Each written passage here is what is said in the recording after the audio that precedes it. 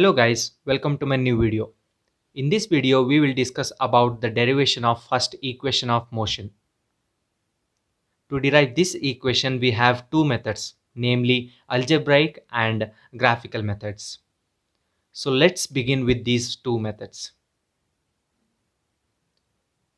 Firstly, we'll discuss about derivation of first equation of motion with algebraic method. To begin with this, let us consider a bike moving in a straight line and reaching to the final point. Let A be the initial point and B be the final point. So let us consider the initial velocity of the bike at point A will be u, and at point B, that is the final velocity, be v. And let us consider A be the uniform acceleration and t be the time taken by the bike to move from A to B. Now we know that acceleration is rate of change of velocity with respect to time. So mathematically it can be represented by A is equals to final velocity minus initial velocity divided by time taken to travel from A to B. So we can write this equation as A is equals to V minus U divided by T. By rearranging the above equation, we will get V is equals to U plus AT.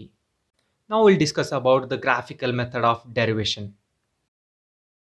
In graphical method, we are taking the same example and representing that in a graph. Here in y-axis we are taking velocity and in x-axis we are taking time. And we know that for uniform accelerating body, the vt graph will give a straight line. In the graph, AB is change in velocity with respect to time.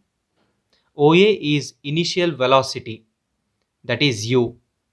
BD is final velocity, that is v, and OD is time taken to travel from A to B, that is t. From graph, we know that BD is equals to BC plus CD, that is V is equals to BC plus U.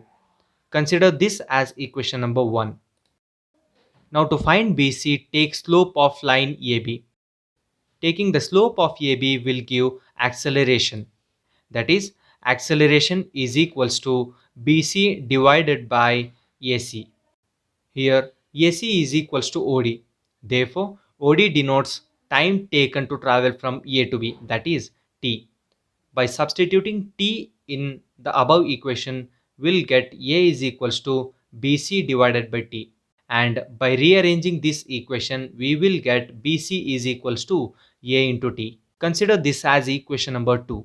Now substituting equation number 2 in equation number 1,